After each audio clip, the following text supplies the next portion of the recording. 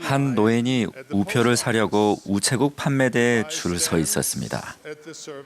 그분이 걷기 불편하다는 것을 눈치챈 한 젊은 여성이 시간 절약을 위해 자동 판매기에서 우표 사는 법을 알려주겠다고 그 노인에게 제안했습니다. 그러자 그 노인은 이렇게 말했습니다. 고맙습니다만 기다리는 것이 낫겠소. 기계는 내 관절염에 관심이 전혀 없거든요.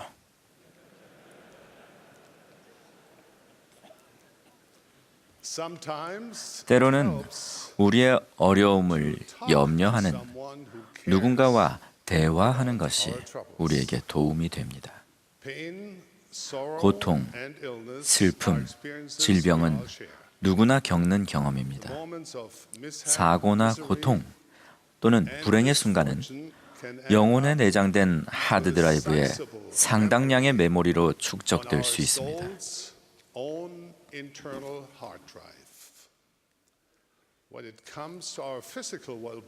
우리는 신체적 안녕에 관한 한 노화와 질병을 필멸의 여정 중 한 부분으로 받아들입니다. 또한 몸을 잘 아는 전문가의 조언을 구하기도 합니다. 정서적인 고통이나 정신질환으로 고통을 겪을 때는 이런 종류의 질병을 치료하는 전문가의 도움을 구합니다.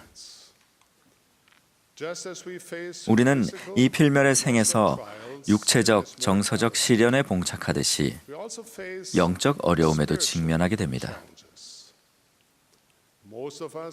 우리 중 대다수는 간증이 밝게 빛나는 시기를 경험한 바 있습니다.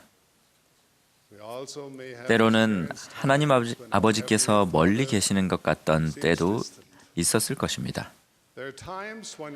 영적인 것을 온 마음을 다해 소중히 여기는 때가 있었는가 하면 그것들이 덜 소중하거나 그 중요성이 희미해지는 때도 있을 것입니다. 오늘 저는 영적 안녕에 대해서 말씀드리려고 합니다. 즉, 침체 상태에서 치유를 얻고 활기차게 영적 건강에 이르는 길로 나아가는 법 말입니다. 때로 영적 질환은 죄나 감정적 상처의 결과로 오기도 합니다. 영적 쇠약이 너무 서서히 진행돼서 어떤 일이 일어나고 있는지 거의 알아차리지 못하는 때도 있습니다. 마치 퇴저감층처럼 시간이 흐르면서 쌓인 영적 고통과 슬픔이 우리 영을 짓눌러 감당하기가 너무 힘들 때도 있습니다. 예를 들어 우리가 직장이나 가정, 교회에서 맡은 책임이 너무 무거워 복음의 기쁨을 잊고 누리지 못할 때 이렇게 될 수 있습니다. 더 이상 여력이 없다거나 하나님의 계명대로 생활하는 것이 너무 벅차다고 느낄 수도 있습니다. 하지만 영적 시련이 실제로 존재한다고 해서 그것을 치유할 수 없다는 뜻은 아닙니다. 우리는 영적으로 치유될 수 있습니다. 치유 불가능해 보이는 가장 깊은 영적 상처도 치유될 수 있습니다.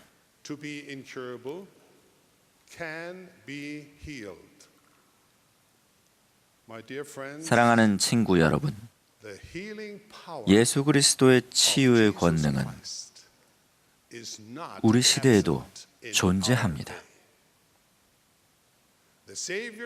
그분이 지상에서 성역을 베푸실 때 그러했듯이 그 치유의 손길은 우리 시대에도 삶을 변화시킬 수 있습니다. 다만 우리에게 신앙이 있다면 그분은 우리 손을 잡고 우리 영혼을 하늘의 빛과 치유로 채우며 일어나 네 자리를 들고 걸어가라 라는 복된 말씀을 하실 수 있습니다.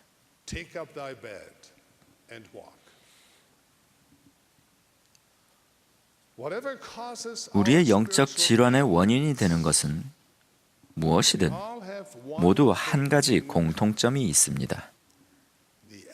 즉, 신성한 빛이 없다는 점입니다. 어둠은 분명히 볼 수 있는 우리의 능력을 떨어뜨립니다. 어둠은 한때 단순하고 명확했던 것에 대한 우리의 시야를 흐리게 합니다. 어둠 속에 있으면 가는 길에 놓인 위험물을 볼 수 없으므로 그릇된 선택을 하기 쉽습니다.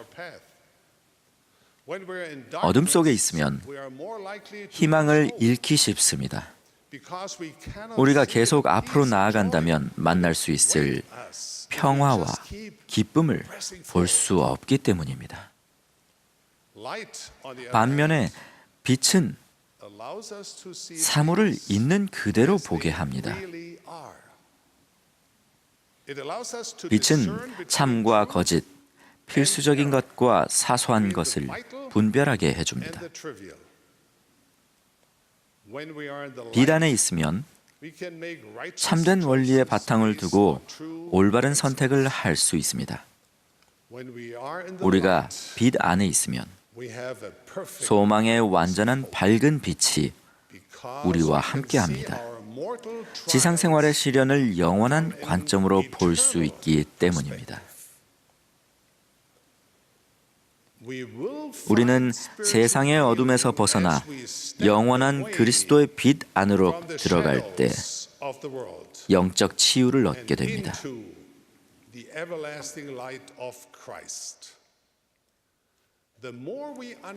우리가 빛의 교리적 개념을 더 잘 이해하고 적용할수록 다방면으로 우리를 괴롭히거나 고통스럽게 하는 영적 질병을 더 잘 예방할 수 있습니다. 또 우리는 더욱 활기차고 용감하며 배려심 많고 겸손한 거룩한 신권의 소유자, 즉 우리가 사랑에 맞지 않는 영원하신 왕의 참된 종이자 제자로서 더 잘 봉사할 수 있습니다. 예수 그리스도께서는 이렇게 말씀하셨습니다. 나는 세상의 빛이니 나를 따르는 자는 어둠에 다니지 아니하고 생명의 빛을 얻으리라. 이 말씀은 무슨 뜻일까요? 단순히 이런 뜻입니다. 겸손히 예수 그리스도를 따르는 자는 그분의 빛을 체험하고 함께 나눌 것이다. 그리고 그 빛은 결국 가장 캄캄한 어둠마저도 몰아낼 때까지 커질 것이다.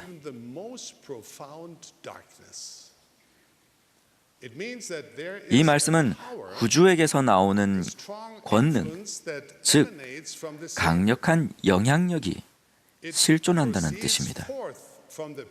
그 빛은 하나님의 면전에서 나와 광활한 우주를 채웁니다. 경전에서 종종 빛으로 불리는 이 권능은 우리 삶을 깨우치고 고양하고 밝히기 때문에 영적 진리로도 언급됩니다. 교리와 성약에는 이런 말씀이 나옵니다. 주의 말씀은 진리이며 무엇이든지 진리인 것은 빛이요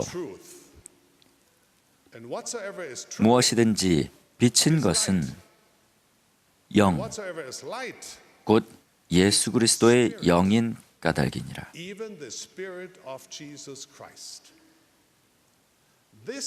빛은 영이요 영은 진리이며 이 빛은 세상에 오는 모든 영혼 위에 비춘다는 이 심오한 통찰은 거기에 담긴 희망 못지않게 중요합니다. 그리스도의 빛은 영의 음성에 귀를 기울이는 모든 사람의 영혼을 깨우치고 충만하게 합니다. 그리스도의 빛은 우주를 채웁니다. 온 지구를 채웁니다. 또 모든 가슴을 채울 수 있습니다. 하나님은 사람의 외모를 보지 아니하십니다. 그분의 빛은 모든 자, 곧 큰 자나 작은 자, 부자나 가난한 자, 특권을 가진 자나 받지 못한 자, 누구에게나 주어집니다. 여러분이 그리스도의 빛을 받아들이도록 생각과 마음을 열고 겸손히 구주를 따른다면 더 많은 빛을 받게 됩니다. 여러분의 삶에서 어둠이 사라질 때까지 교훈에 교훈을 더하고 여기에서 조금 저기에서 조금 하여 영혼에 더 많은 진리와 빛을 얻게 될 것입니다. 하나님이 여러분의 눈을 여실 것입니다. 새 마음을 주실 것입니다. 하나님의 사랑과 빛과 진리는 잠자는 존재의 생명이 용솟음치게 하므로 여러분은 그리스도 안에서 새로운 피조물로 다시 태어나게 될 것입니다. 주님은 이렇게 약속하셨습니다. 만일 너희 눈이 순전하여 나의 영광만을 전념하여 구하면 너희 온 몸은 빛으로 충만하게 될 것이요 너희 안에 어둠이 없으리니 빛으로 충만하게 된 그 몸은 모든 것을 이해하느니라. 이것이 바로 영적 질환에 대한 궁극적인 치료제입니다. 빛이 있는 곳에서는 어둠이 사라집니다. 그러나 하나님은 우리에게 당신의 빛을 받아들이라고 강요하지는 않으십니다. 우리가 어둠을 편안하게 느끼게 된다면 우리의 마음은 변하지 않을 것입니다. 변화가 일어나게 하려면 적극적으로 나서서 빛이 들어오게 해야 합니다. 저는 항공사 기장으로 우리의 행성인 지구 주위를 비행하는 동안 하나님의 창조물이 보여주는 아름다움과 완전함에 늘 매료되곤 했습니다. 특히 지구와 태양 사이의 관계가 저를 사로잡았습니다. 저는 이것을 어둠과 빛이 어떻게 존재하는지에 관한 심오한 실물 공과로 여깁니다. 누구나 알다시피 24시간마다 밤은 낮으로, 낮은 밤으로 바뀝니다. 그렇다면 밤이란 무엇일까요? 밤은 그림자일 뿐입니다. 어둠이 깃든 밤에도 태양은 계속해서 빛을 발합니다. 태양은 언제나 밝게 빛납니다. 그렇지만 지구의 반은 어둠 속에 있습니다. 빛이 없으면 어둠이 생깁니다.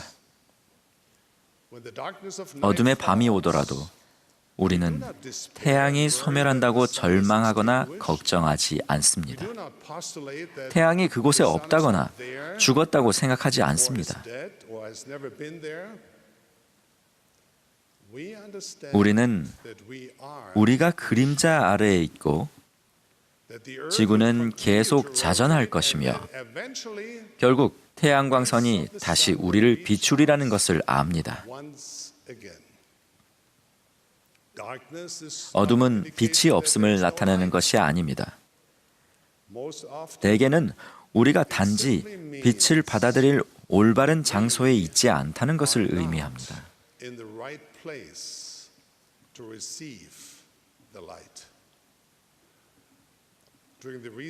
최근 있었던 계기일식 당시에 많은 사람들은 밝은 대낮 중에 달이 창조해내는 좁은 그림자의 영역으로 들어가기 위해 많은 노력을 기울였습니다. 영적인 빛은 매우 유사한 방식으로 하나님의 모든 피조물 위를 끊임없이 비춥니다. 사탄은 그림자를 만들어내거나 우리가 스스로 만든 그림자 속으로 들어가게 하려고 모든 노력을 기울일 것입니다. 그는 우리 스스로 계기일식을 만들어 빛을 보지 못하도록 강압하고 우리를 그의 동굴 속 어둠으로 밀어넣을 것입니다. 영적 어둠은 한때 비단에 걸으며 주님 안에서 기뻐했던 사람들 주위에조차 망각의 장막을 드리우게 할 수 있습니다. 그렇지만 우리가 주여 내가 믿나이다, 나의 믿음 없는 것을 도와주소서 하고 기도할 때 하나님은 캄캄한 어둠의 순간에도 우리의 겸손한 간구를 들으십니다.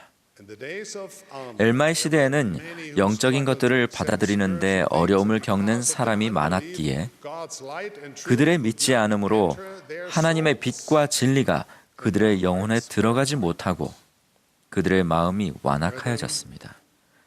형제 여러분, 예수 그리스도의 복음이 주는 신성한 빛과 진리를 바라보기 위해 올바른 장소에 있는 일은 우리의 몫입니다. 밤이 닥쳐와 세상이 어둡게 보일지라도 우리는 그리스도의 빛 안에서 걷고 그분의 계명을 지키며 그분의 실제하심과 위대함을 용감하게 증거할 수 있습니다.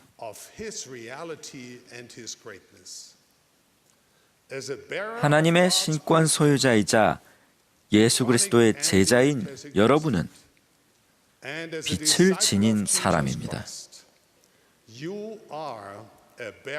그분의 거룩한 빛을 키워주리라고 생각되는 일들을 계속하십시오.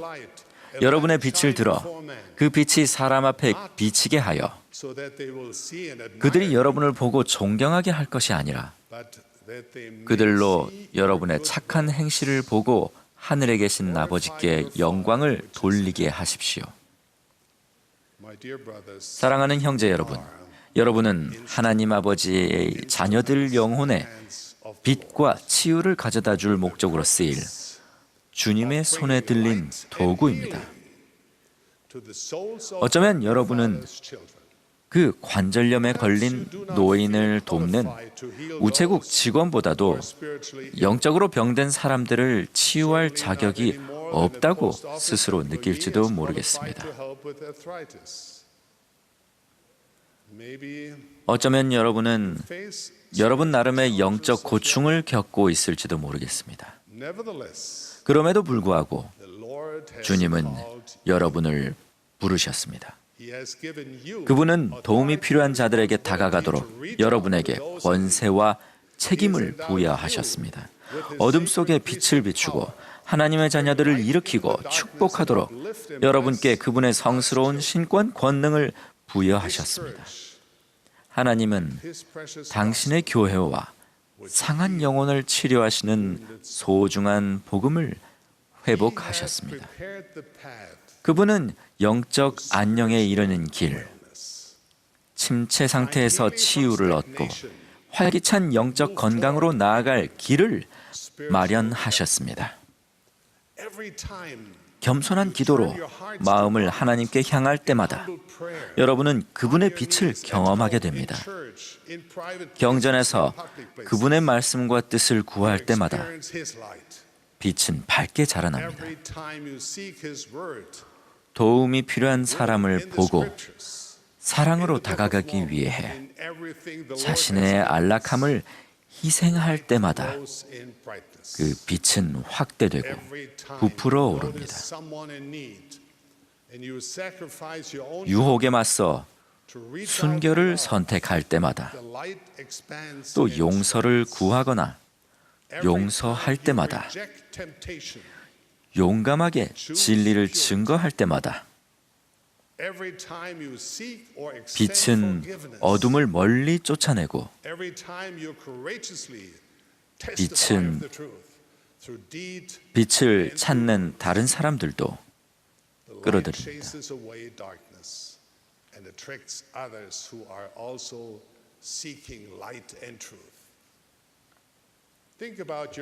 개인적 경험에서 여러분의 삶에 신성한 빛이 비치던 하나님과 이웃에 대한 봉사의 순간을 한번 생각해 보십시오. 거룩한 성전에서, 성찬대에서, 또는 기도하는 마음으로 사색하던 고요한 순간에, 가정 모임에서 또는 신권 봉사를 하는 동안에 일어난 순간들을 기억해 보십시오. 그런 순간들을 가족과 친구, 특히 빛을 찾는 청소년들과 나누십시오. 그들은 이 빛이 있으면 희망과 치유가 온다는 말을 여러분에게서 들어야 합니다.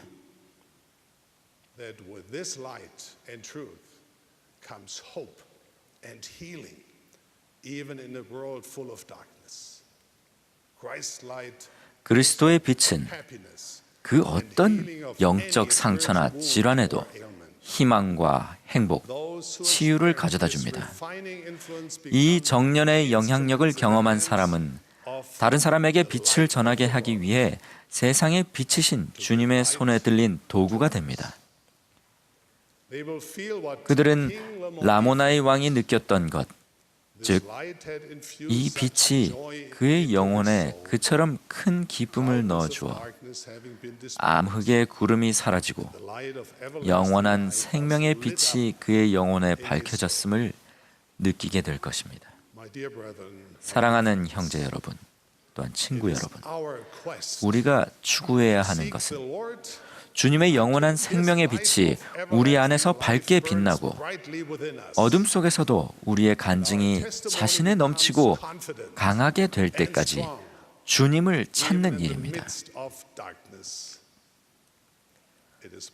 저는 여러분이 전능하신 하나님의 신권 소유자요, 기쁨으로 하늘의 빛을 지닌 사람으로서 여러분의 운명을 성취하는 데 성공하기를 기도하고 축복합니다. 예수 그리스도의 이름으로 말씀드립니다. 아멘.